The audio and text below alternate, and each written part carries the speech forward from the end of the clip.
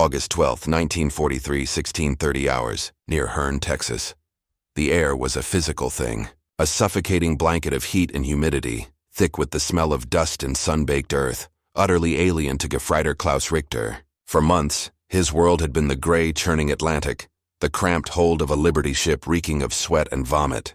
Before that, it was the dust of Tunisia, the sharp metallic tang of cordite and fear. Now, stumbling from the back of a canvas-topped U.S. Army truck, his reality was recalibrating with every staggered breath. He was 21 years old, a veteran of the Africa Corps, a prisoner of war. His worn Feldgrau uniform, patched and faded, clung to his gaunt frame.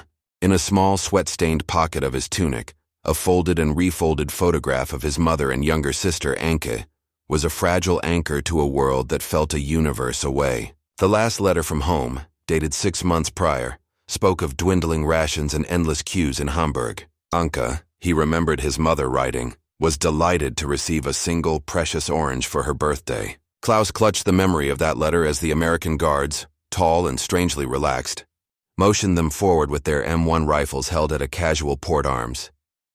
He and the other captured soldiers of the Deutsches Afrika Korps were a ragged column of ghosts haunting the Texas landscape. They shuffled past endless rows of identical black tar paper barracks, arranged with a geometric precision that seemed impossibly extravagant. The sheer space was bewildering, but it was the structure ahead that shattered their exhausted composure. It wasn't a building. It was a monument, a sprawling single-story edifice of wood and screens, longer and wider than the entire market square of his home village near Lüneburg. From within spilled a cacophony of noise and more powerfully a smell that made his stomach clench with a primal, forgotten longing. The aroma of roasting meat and fresh brewed coffee. The guards herded them towards this colossal structure. One of his comrades, a grizzled Obergefreiter from Stuttgart, whispered in disbelief, his voice raspy. Was ist das? Ein Offizierscasino für einen General? An officer's casino for a general? An American guard, overhearing the German, simply grinned. Nope, he said, his English a strange, lazy drawl. That's the mess hall. Chow time. Klaus looked at the building, then back at the endless Texas sky, a profound and terrifying disorientation setting in. The war he thought he knew, the enemy he had been trained to fight, and the world he believed he understood were about to be systematically dismantled, not by a weapon, but by a dinner tray. The arrival of Klaus Richter and his comrades in the heart of Texas was not a random occurrence, but the result of a colossal strategic and logistical undertaking by the United States. In early 1942, as the war escalated, Allied leaders Winston Churchill and Franklin D. Roosevelt faced a critical problem: what to do with a rapidly growing population of Axis prisoners of war. Keeping hundreds of thousands of enemy soldiers in a war-torn Britain, a nation under constant threat of invasion and strict rationing, was a security and logistical nightmare. The solution was as audacious as it was pragmatic: ship them to America.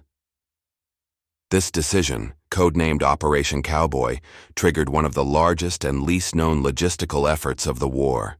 Between 1942 and 1945, the United States would transport and house over 425,000 prisoners of war, the vast majority, some 378,000, being German soldiers. The strategic calculus was threefold. First, it removed a massive security burden from the European theater, freeing up Allied troops, shipping, and supplies for the front lines. Second, it virtually eliminated the risk of prisoners escaping and rejoining the fight. A German soldier escaping a camp in Mississippi or Arizona was, for all intents and purposes, still neutralized. Third, and perhaps most crucially, these prisoners represented a massive, untapped labor pool that could solve a severe manpower shortage on the American home front. To accommodate this influx, the U.S. Army Provost Marshal General's office embarked on a massive construction program. The nation was divided into 9 service commands, and across 46 states, a network of over 500 camps sprang into existence. This included 155 large base camps, like Camp Hearne in Texas, Camp Clinton in Mississippi, and Papago Park in Arizona, which could hold several thousand men each. Radiating out from these were hundreds of smaller branch camps, often temporary and mobile, set up to provide labor wherever it was needed. The design and operation of these camps were strictly governed by the 1929 Geneva Convention, a treaty the United States adhered to with meticulous, almost obsessive precision. This was not merely an act of moral high-mindedness, it was a strategic calculation. The American leadership hoped that by treating German prisoners humanely, the German High Command would be compelled to reciprocate with the tens of thousands of American airmen and soldiers in their own POW camps. The convention dictated everything: the square footage of living space per man, the quality of medical care, access to recreation and religious services, and, most consequentially, the quantity and quality of their food. The regulations stated that prisoners of war must be given a diet equivalent to that of the detaining power's own depot troops. In the context of the American industrial and agricultural machine, a machine running at full unbridled capacity, this single rule would have an explosive psychological impact. While German civilians were surviving on 1,800 calories a day or less, the German POW in America was guaranteed a minimum of 3,000 to 4,000 calories, prepared in kitchens and served in mess halls built on a scale that reflected the sheer, unthinking abundance of the nation that had captured them. For Gefreiter Klaus Richter, the journey into captivity had been a descent into a carefully constructed vision of hell.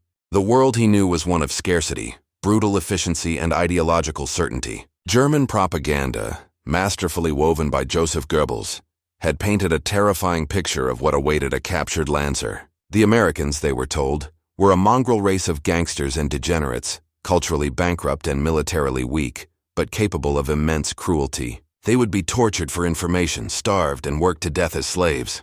The Soviets were, of course, presented as subhuman beasts from whom capture meant certain agonizing death. The Americans were merely a slightly more civilized variant of the same fate. His capture in the Tunisian desert was a blur of chaos and humiliation. The myth of German invincibility, already cracked by the overwhelming material superiority of the Allies, shattered completely. He had watched American Sherman tanks, seemingly infinite in number, roll over the horizon while his own unit's last Panzer IV sat immobile, out of fuel.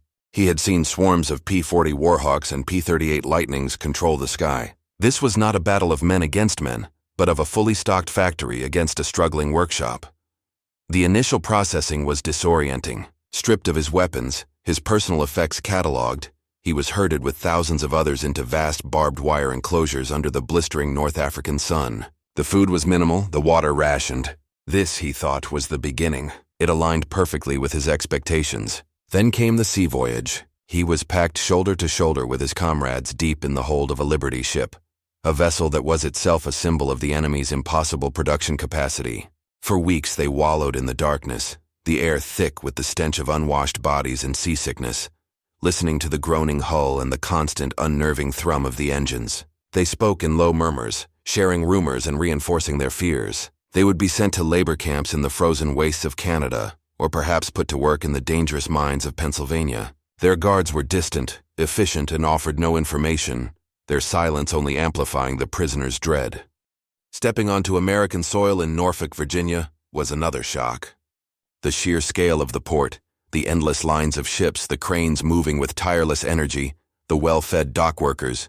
It was a spectacle of power that dwarfed anything he had seen in Hamburg. Then came the train journey. For days they rattled across a continent. Guarded, yes, but through the barred windows they witnessed a country seemingly untouched by war. There were no bombed-out buildings, no craters in the roads. They saw endless fields of corn and wheat, vast herds of cattle, cities glittering with electric lights at night, a direct and jarring contradiction to the blacked-out, rationed and crumbling homeland they were fighting to defend. Every mile of track laid bare the lie they had been told, that America was a nation on the verge of collapse. This was not a nation struggling. This was a nation flexing its industrial and agricultural muscle with an effortless, terrifying grace. By the time Klaus Richter's train shuddered to a halt in Hearne, Texas, he was physically and emotionally depleted, braced for the brutality he had been promised, entirely unprepared for the psychological assault that was about to begin.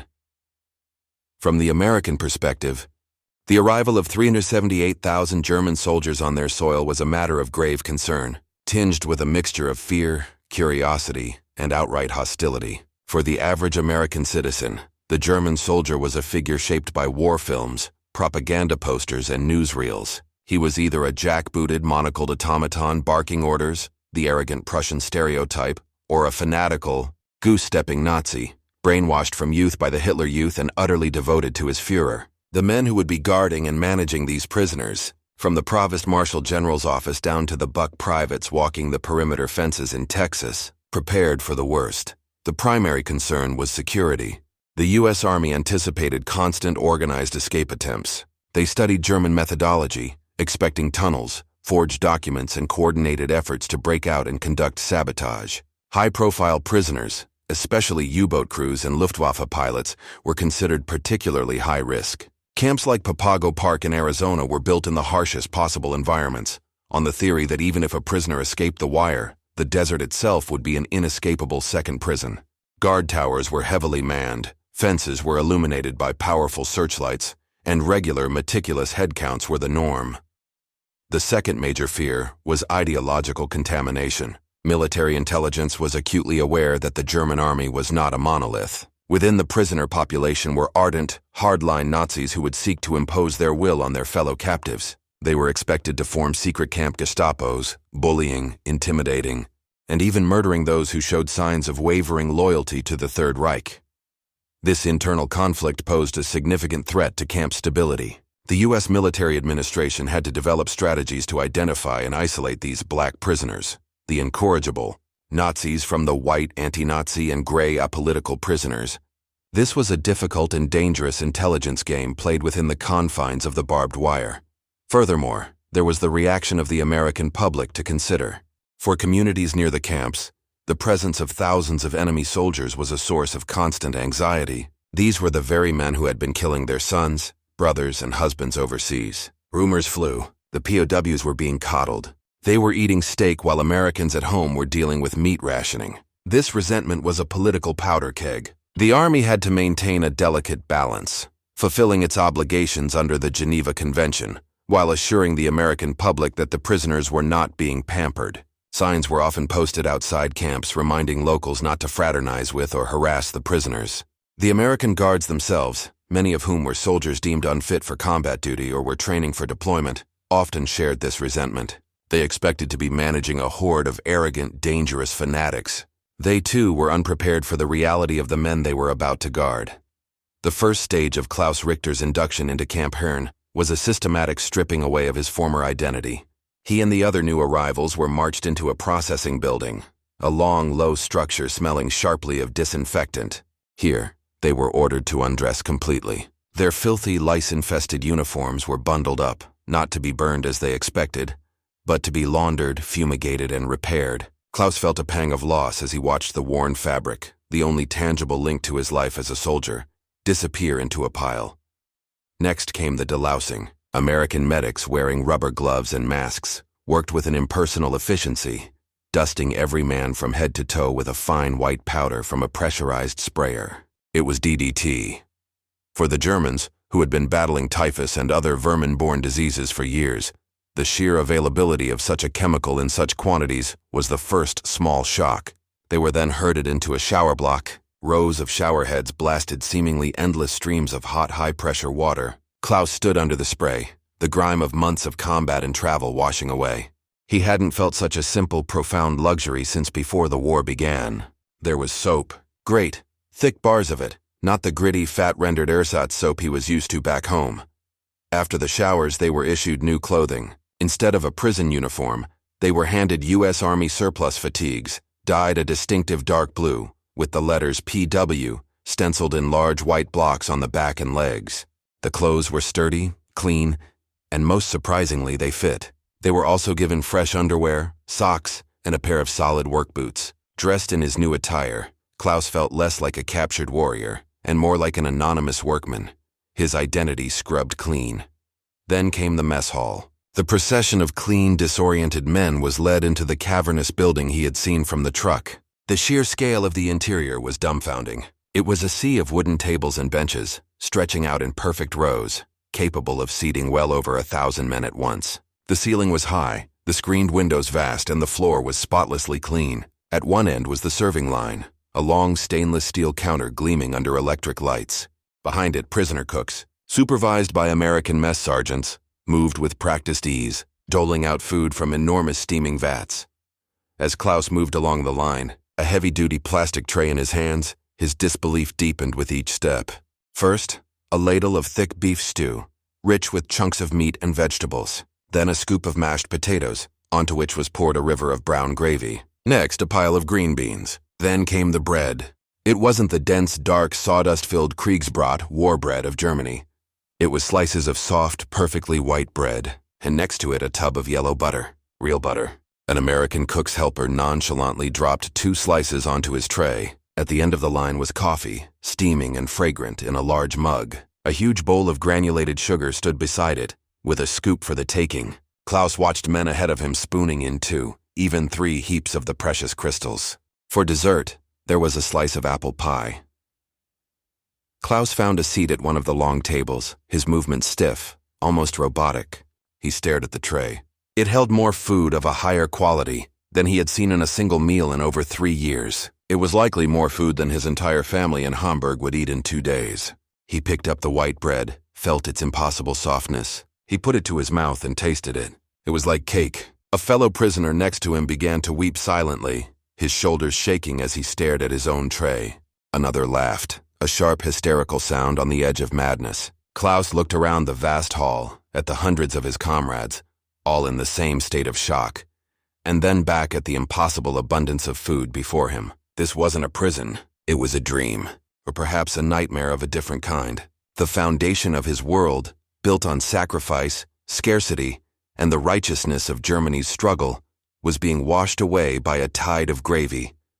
The initial shock of the first meal did not fade. It became the new bewildering reality. Day after day, the abundance continued, relentless and systematic.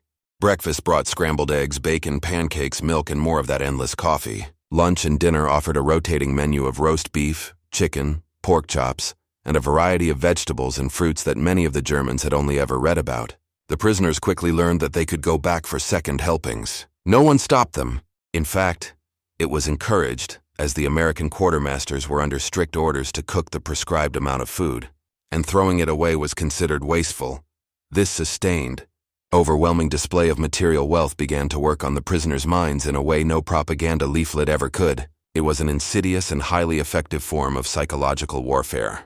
The core narrative of the Nazi regime was that Germany, a nation of superior people, had been victimized and strangled by decadent, weak, and internally collapsing powers like the United States. Every meal served in Camp Herne was a direct, irrefutable contradiction of that narrative.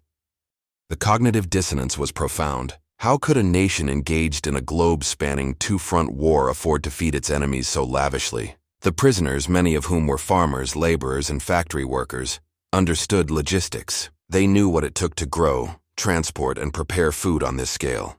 They saw the trucks arriving daily, laden with fresh produce. They saw the well-stocked warehouses. Their own homeland was being systematically starved by Allied blockades and crippled by round-the-clock bombing. Their wives and mothers wrote of turnip winters and a constant gnawing hunger. Yet here, in the heart of the enemy nation, they were gaining weight. Their health was improving. They were stronger and better fed as prisoners than they had been as frontline soldiers for the Reich. This weapon of plenty extended beyond the mess hall. The camp canteen, or PX, was another front in this psychological war. The prisoners were put to work, as per the Geneva Convention, on local farms and in non-war-related industries. They picked cotton, harvested vegetables, and cut pulpwood, earning 80 cents a day in canteen scrip. With this scrip, they could buy items that were unheard-of luxuries in wartime Germany. Coca-Cola, cigarettes, Hershey's chocolate bars, magazines, writing paper, even beer with 3.2% alcohol content. The ability to purchase these small luxuries, to exercise a minor degree of economic freedom, further eroded the prisoners' sense of deprivation and restored a sliver of individual agency. The unexpected outcome was the quiet, creeping death of their ideological fervor. It's difficult to maintain a belief in the imminent collapse of your enemy when you are drinking his Coca-Cola and eating his apple pie. The constant, undeniable evidence of America's vast resources and productive power chipped away at the foundations of Nazi propaganda. The master race was being fed by the mongrel degenerates, and fed well. For many, suspicion turned to confusion to grudging respect, and respect to a deep and unsettling questioning of everything they had been taught to believe and for which they had been willing to die. The psychological journey of the German POW in America was a complex, multi-stage process of ideological unraveling. The first stage, as experienced by Klaus Richter, was pure shock and disbelief, often accompanied by deep suspicion. Many prisoners initially believed the extravagant meals were a cruel trick. They were being fattened up for some nefarious purpose, perhaps for slave labor in a harsher climate, or even for medical experiments. This paranoia, born from years of exposure to their own regime's cynical propaganda, slowly faded as the routine of abundance became unshakably consistent. The second stage was a profound sense of shame and humiliation. The letters from home became painful artifacts from another reality. A mother would write with joy about receiving an extra egg on her ration card, while her son had just eaten bacon and scrambled eggs for breakfast. A wife would describe mending the same dress for the third time, while her husband had been issued new, sturdy clothing. This disparity created a deep internal conflict. The prisoners felt a disconnect from the suffering of their own people, a sense of guilt that they were living in relative comfort while their families endured privation and bombing raids. This guilt often morphed into anger, not at their captors, but at their own leadership who had led their nation into a disastrous war against an enemy of such overwhelming power. The third and most transformative stage was reevaluation. With their basic needs met and their minds free from the constant stress of combat, the prisoners had something they hadn't had in years: time to think. The camp libraries, stocked with American books and magazines, carefully curated to exclude overtly propagandistic material, offered a window into a different world.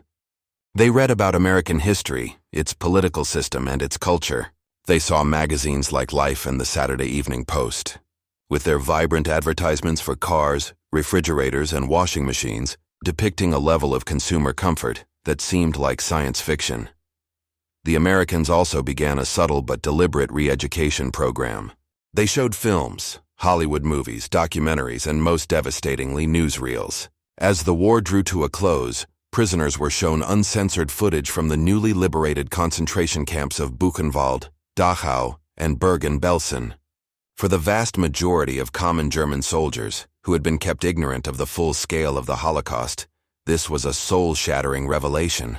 The images of walking skeletons and piles of corpses, filmed by American and British Army cameramen, were undeniable. The comfortable life in the POW camp, which had seemed like a strange blessing, was suddenly cast in a new, horrifying light. It stood in stark contrast to the unimaginable evil their own nation had perpetrated. The combination of American generosity and the horrific truth about the Nazi regime was a 1-2 punch that knocked the ideological stuffing out of all but the most fanatical prisoners. The cafeteria had fed their bodies, but the newsreels captured their souls, forcing a reckoning that would define the rest of their lives. When the war in Europe ended in May 1945, the story of the German prisoners in America was far from over. Repatriation was a slow and complex process. For many POWs, the news of Germany's total defeat and the division of their country was a final crushing blow. They were now citizens of a ruined nation, returning to bombed-out cities and uncertain futures. The return journey was a stark reversal of their arrival. They left the abundance of America for the rubble of Europe. The impact of their time in the Golden Cage, as many prisoners later called it, was profound and long-lasting. The 378,000 men who returned to Germany carried with them an intimate first-hand understanding of the United States. They had witnessed its industrial might, its agricultural bounty, and most importantly, its democratic and humane values, at least as they were applied within the confines of the Geneva Convention. They had been treated not as subhuman enemies, but as fellow soldiers on the losing side of a war.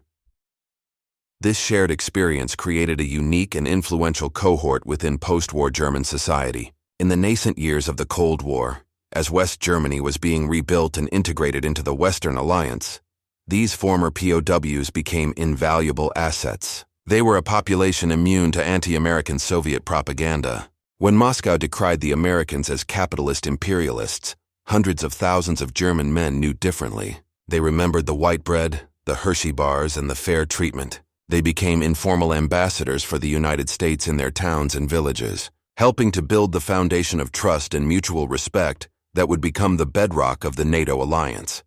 Many held on to their American experience for the rest of their lives. Some subscribed to American magazines for years after returning home. Others maintained lifelong correspondence with the American families whose farms they had worked on. A not insignificant number, after seeing the destruction in Germany, applied for and were granted permission to immigrate back to the United States, becoming American citizens. The story of the German POWs and the cafeterias bigger than their hometown squares is more than a historical curiosity. It is a powerful lesson in the effectiveness of soft power. In the midst of the most brutal conflict in human history, the United States won a significant victory not on the battlefield, but in the mess halls of Texas and Mississippi. By choosing to adhere to its principles and leveraging its greatest asset, its immense productive capacity, America did more than just house its enemies. It transformed them. For Klaus Richter and hundreds of thousands like him, the war ended not with the crack of a rifle, but with the clatter of a fork on a plastic tray, a quiet, personal surrender to an enemy that defeated them with overwhelming, undeniable, and life-altering kindness.